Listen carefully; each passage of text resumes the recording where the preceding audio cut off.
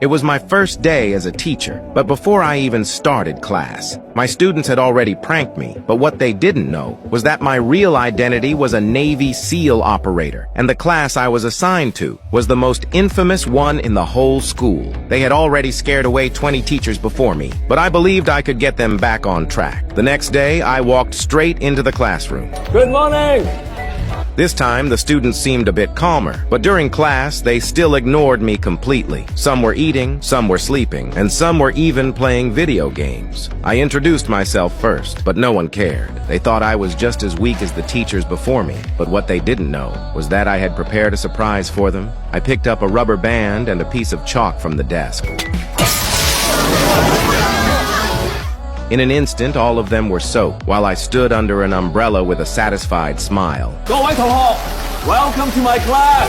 Even though I gave them a good lesson, they still had no interest in studying. To change them, I first allowed them to smoke in class, and announced that whoever correctly answered 3 of my questions could leave immediately. I asked one student to hand me a pack of cigarettes, then asked them what ingredients cigarettes were made of. 尼古丁。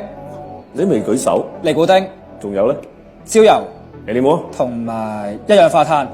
中。